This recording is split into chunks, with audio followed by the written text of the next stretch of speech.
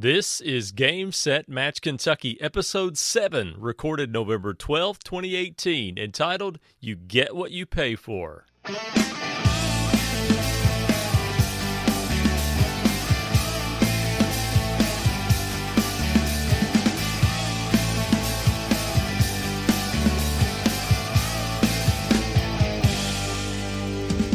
Hey everybody, it's time for Episode 7 of Game, Set, Match Kentucky, where we talk about all things related to the Central Kentucky Tennis Series and maybe a whole lot more that you never asked for. This is November 12th, 2018. I'm Chris Godby. I'm the chairman and one of the founders of the CKTS, where the lines are good and sandbagging is for golf. I'm here in the studio at the CKTS headquarters in Russell Springs, Kentucky, and if you listen carefully, you can hear my children upstairs.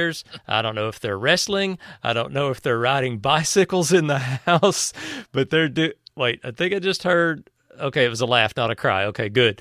But anyway, so if there's an interruption, you'll never hear it because I'll edit it out. But anyway, back with me today from Bowling Green, Kentucky is one of our tournament directors, as well as the tennis coach at South Warren High School. By day, he is the program director of a talk radio station in Bowling Green, where he hosts a morning talk show on Talk 104.1 FM and 9:30 a.m. So he's a professional, but today he's working for free. Thank you, Mr. Chad Young. You get what you pay for. You get what you pay for.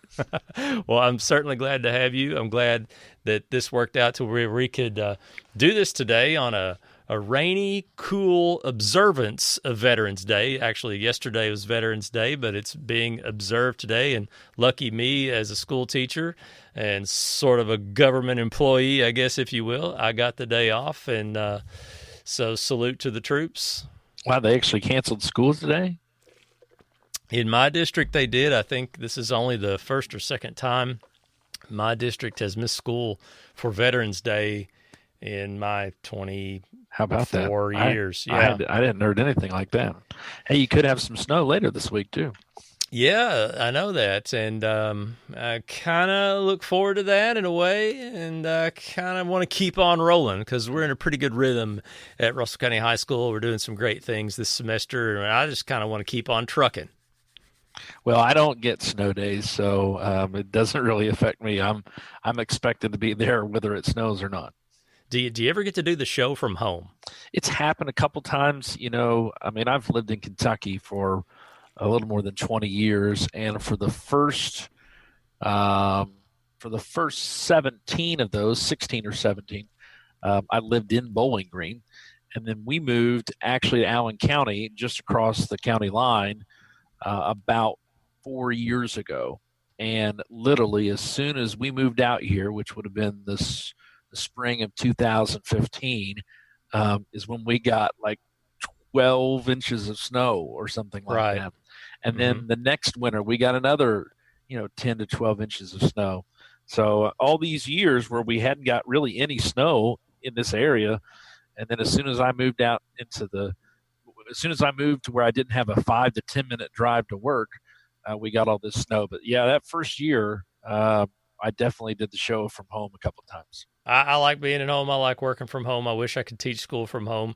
And I know one day that's going to happen for teachers down the road. It's going to be very virtual, I'm sure, coming up. But it's so much different, though, doing a show remotely. I don't really like it. So, it's nice to do it in your pajamas, but you're still working. Absolutely. Well, today on this episode of Game, Set, Match Kentucky, mainly we're going to spend our time looking at the final point standings for the 2018 CKTS season. We do have a little bit of things coming up in tennis in other parts of the state that we'll announce also. We'd like to thank our sponsor for Game, Set, Match Kentucky, Lake Net Media Web Hosting. If you or your business is interested in sponsoring this podcast, please send an email to info@gamesetmatchky.com. So let's get right to the final 2018 point standings for the Central Kentucky Tennis Series season. And before we get started in those, by the way, one more shout out to John Miller from Breckenridge County, who has, for the last few years, has tracked our point standings, and we're very grateful to him for what he does in helping us keep our season standings rolling. Chad, I'll start with men's C doubles. And we had a tie because they're partners and they played all the tournaments together. They played all 8 of the tournaments together. And it's the father and son of Charles and James Roberts from Columbia. Congratulations to them for winning men's C doubles. I'll follow that up with men's C singles, and it was Charles Roberts taking home extra hardware as he won the men's C singles as well. And he's going to have a little bit more hardware to take home. We'll get to that in a little bit. In mixed B doubles, the champions, the co-champions, were father and daughter, correct? That's correct. Yeah, Lex Lindsay and Hallie Lindsay, who win the championship of the mixed B doubles division. They're the male winner and the female winner, and the male runner-up and the female runner-up are Craig Overstreet and Abigail Crew.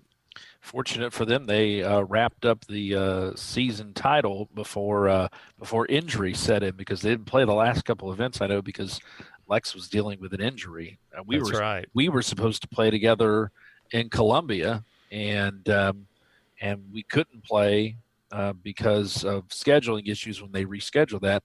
And then he was injured, so we couldn't play Somerset either. I see. In women's B doubles, Amber Wolf barely edged out Chatty Lee and Marvetta Overstreet with 12 points. Chatty and Marvetta finished a half point behind with 11.5 points, and Amber won all 3 tournaments that she played to wrap up the title. Exactly, a tie at the runner-up spot, and it was very close behind the champion, Amber Wolf. In men's B doubles, the champion is John Silas Newton, and a tie for second place, a few points back, are Larry Kohler and Craig Overstreet. In women's B singles, Amber Wolf was the winner with 9 points. In men's B singles, John Silas Newton is the champion, and June Tomioka is the runner-up. In girls 12 singles, Ainsley Stovall was the winner. She finished with 15 points. Arden Dethridge had 7.5 points. In boys 12 singles, Gary Zhang finished with 15 points, edging out Mason Baldwin, who finished with 14 points as the runner-up of boys 12 singles. Yeah, he won Somerset. That was big. He overtook Mason in that last tournament of the season. That's right. In girls 15 singles, Sarah Newton, I believe, is a back-to-back winner. She finished with 21 points over Jai Garris, who had 12 points, but I think Sarah won the girls 15s last year as well. You may be right. I'll have to look that up. I don't have that information handy in front of me, unfortunately. In boys 15 and under singles, the champion was Dylan Dethridge, and the runner-up was Owen Hunley. In mixed 18 doubles, obviously 2 winners. We had a male winner and a female winner.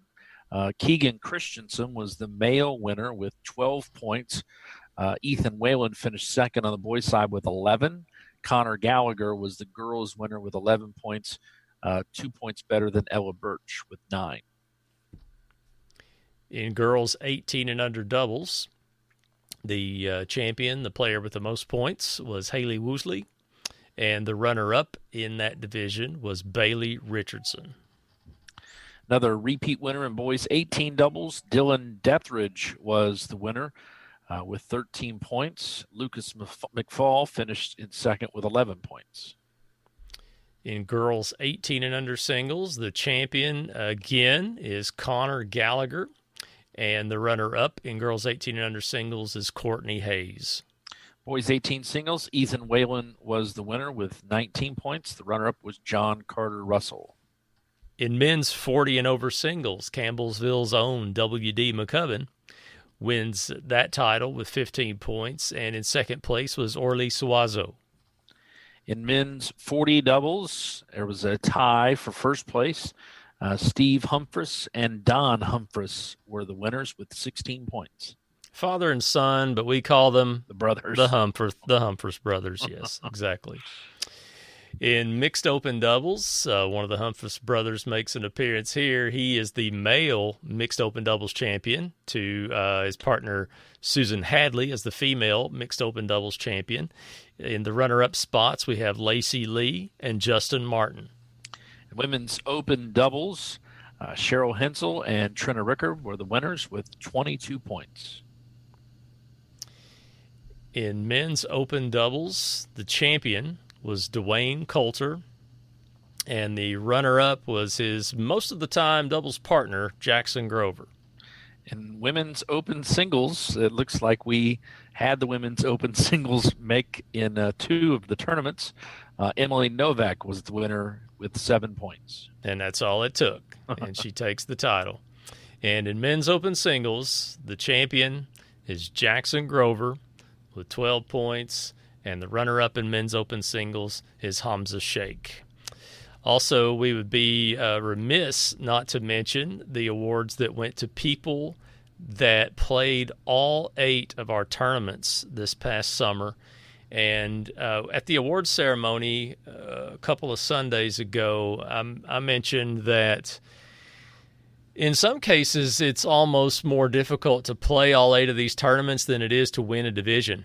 I would agree with that. The distance that they're spread out all over central and south central Kentucky, and just the fact that summertime is busy for a lot of people, and half of our tournaments kind of happen after school starts back and other things get going on for a lot of families. So to get to play all 8 tournaments is quite a challenge. But we did have 6 individuals who managed to do this, and they were in alphabetical order: Jonathan Faust, Larry Kohler, Trina Rickard, Eric Smith, Charles Roberts, and James Roberts.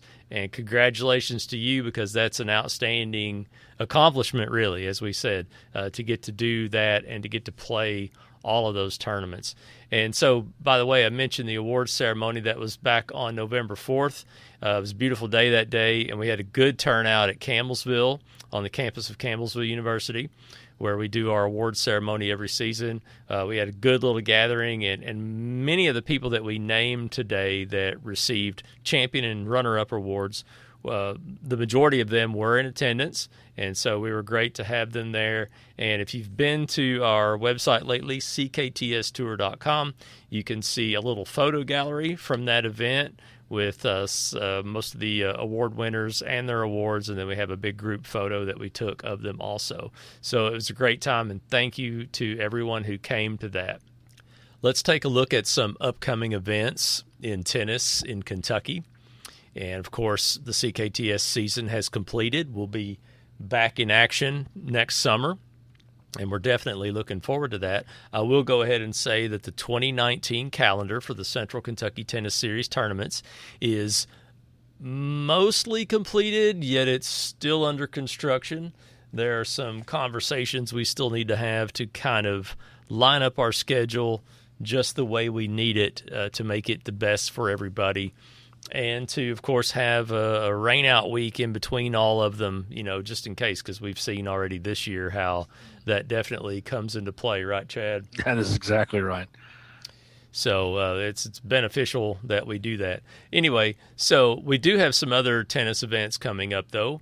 And when we do get the CKTS season for 2019 finalized, we will publish it right away on our website at CKTSTour.com. So there's a wheelchair tennis tournament and party on November 18th. So that's coming up on this coming Sunday from 2 to 6 p.m. Eastern Time at Bass Rudd.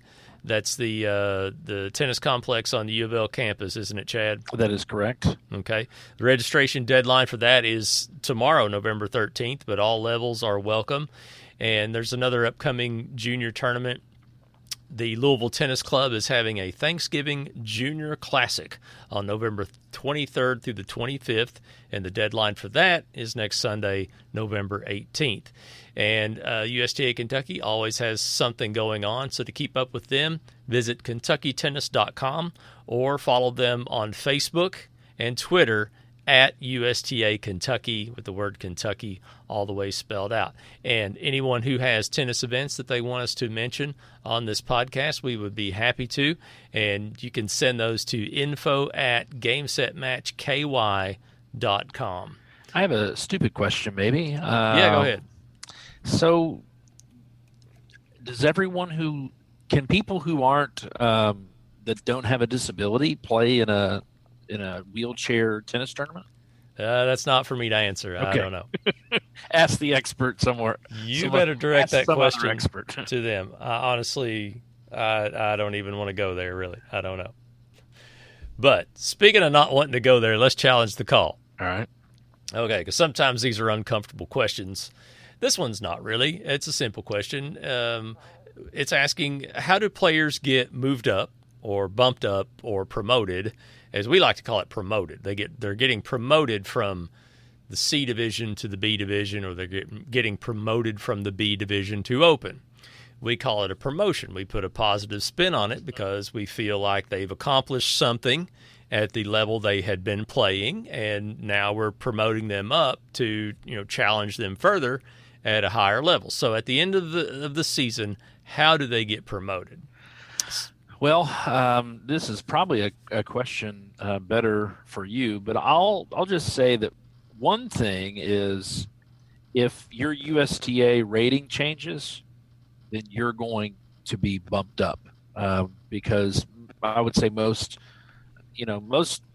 tournament directors will maybe look at things like that if they're not really sure. But I mean, if you play USTA and you get bumped up to a 4-0, you're supposed to no longer be able to play in B. And I think probably the same thing goes if you get bumped up to a 3-5, then you're not supposed to be able to play C anymore. So that would be the easy thing. And then, tournament directors will have discussions about players throughout the season, because we can kind of see if somebody is playing at a level that maybe doesn't indicate their true level.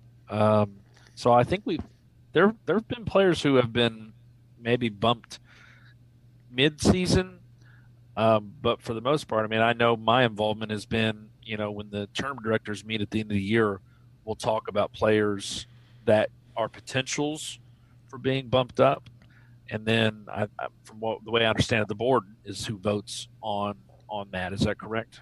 You're correct, and all of that was correct. So if the USTA rating changes, then their classification may change, or depending on what it is. Definitely with CKTS, their classification will change. You're also correct in that it does begin with a discussion among tournament directors. They've seen the players play, and we all can see the scores and results. And if someone seems to be pretty dominant, with their game, with their skill, then they need to be promoted. They need to go on and meet a new challenge. As we like to say, sandbagging stinks. For golf, yeah, that's right. Yeah, sandbagging's for golf. And we want people to challenge themselves to get better. So it does begin, too, with the tournament directors, as you say, and, they make recommendations, and then the board of directors makes the call on that. So over the years, we've probably averaged 1 to 2 people a year in the existence of the CKTS of people that we promote. And this off season, there's going to be 2 or 3 promotions as well, and they'll be informed of that first by email. The players will, and then that's about it. That's kind of how it works. Yeah, and obviously that's why we have age divisions. So they're the only thing that bumps you in that category is your birthday. But if you've dominated an event to the point that you won every event, or every event you played you won, and you didn't have a lot of close scores, unless you're an open, there's a pretty strong chance that you're going to be bumped, because you got to think about all the people that you beat probably are thinking that you should have been in a division higher than you actually played in. Right, too, and don't try to hide like you play one or two tournaments and then you lay low. I mean, we know how good you are, so we could see you play and we can see your scores. So yeah, we're trying to make it fair for everybody, and we're trying to make it challenging for everybody too, and we're really trying to balance things out. But once you make it to open, win all you want. There's no open, so super open. Yeah. By the way, the Open winners at the award ceremony a couple Sundays ago. I mean, they got some really nice trophies. I mean, I ordered the trophies and I was jealous. I knew what they were going to look like, and I was helping hand them out, and they're super nice. They're really good awards, and I hope they enjoy those. I hope they're proud of them too, because they're hard earned. I'll tell you, the one other thing to mention is the hardest players to rate are recent high school graduates who played high school tennis, because most times you're really on the borderline between a B and an open player. And so that's been one that's really been tricky in the past, or even players who played in high school and were very competitive but then took a couple of years off. And as you know, I'm sure as well as I do, that when you're off for a couple of years, you definitely lose it. And so I found that's usually been the hardest one over the years, is players in high school who were good in high school. If they're like state level high school players, they're probably open. If they're just one of the better players in their region, they're probably gonna fall into B. But it's a real gray area. Right. And maybe at first when they've aged out of a division and they test the waters in C or B, and they sometimes a player quickly understands, hey, I'm ready to move on and challenge myself, and we like to see that for sure. So, well, believe it or not, time flies, and we're just about to serve out another episode of Game Set Match Kentucky. And I want to thank everybody who's been listening to our podcasts so far since we've started them back in the summer. And definitely, if you've just sampled one or two episodes and you want to subscribe so that you get a feed of when a new episode comes out, then you need to open up your Apple Podcast app on your iPhone, or your Google Podcast app on your Android phone, or if you're a Spotify subscriber, you can find our podcast there. Please give us a review if you've got time too. You can go over to the iTunes store and look up Game Set Match Kentucky, and you can give us a star rating. You can even write a rating. Now, it doesn't have to be an essay with several paragraphs. You could just write one or two sentences like, I really like this podcast. It's pretty cool. Chris doesn't know what he's doing, but Chad bails him out every time. Something like that. Or get that Dwayne guy back on there. He was hilarious, something like that. But anyway, by the way, on our last program, we thanked some of we looked up the statistics on our podcast, and we were thanking our listeners that are in various odd locations, such as not just Kentucky, but we have listeners in Georgia and Indiana. Shout out to Indiana, Chad. That's right. We have listeners, and maybe it's your family, I don't know. So we have listeners in Tennessee, Virginia, and Nevada, and we named all those on the last podcast. We also mentioned that not only are these American listeners, we have listeners in Sweden and in the United Kingdom. And again, it's probably an accidental subscription, but if they're going to listen, then shout out Sweden, shout out UK. Hey, but we've had some international players in CKTS, so that is true. Yeah, can't forget that. But we've got a few new states to mention that I've seen just today in the statistics. Howdy, people in Texas, whoever you are that are listening to this podcast, howdy do, and go Cowboys, go Texans, or whoever you root for out there. The eyes of Texas are upon us. Absolutely. We have listeners in Maryland, and maybe they heard about it from their friends in Virginia. I don't know. and we have listeners in Ohio now. So our list of state listeners keeps growing, and who knows what's next? Hawaii, Alaska, you name it. You can visit GameSetMatchKY.com for all episodes and show notes and more. Please follow us on Twitter at GameSetMatchKY, and head on over to Facebook and visit our page at facebook.com/GameSetMatchKY, or you can search for Game Set Match Kentucky, the podcast, and then click the like button and give us a thumbs up there.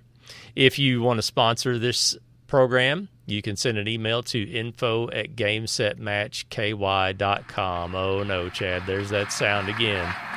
We always know it's coming, and it's always it's out. I knew it. Every time it's out. Well, Chad, thanks again for being here. Now, going forward, you may not hear from us for a while, or you may hear from us in the next couple of weeks. It's hard to say. You know, wintertime is really the off season in this part of Kentucky where we don't have any indoor tennis. And we know some of our listeners do, you know, in places like Lexington, Louisville, and et cetera. But, you know, we're kind of on some downtime. But around the corner, high school season will be kicking in. We've got I have some things in mind that we can do on this show, some interviews with some significant people in Kentucky tennis that I've had my eye on maybe talking to. And there's just other things that I'm just going to keep right here in my little notebook, Chad, some little fresh ideas of things that we can possibly do. Or you may not hear from us again until springtime. So who knows? Just do the subscription on iTunes or Spotify or Google Podcasts. Do the subscription, and you'll be pleasantly surprised if, you know, somewhere like Christmas Day we show up in your feed, you know. There you go. So until next time, I'm Chris Godby with Chad Young, and this has been Game Set Match Kentucky.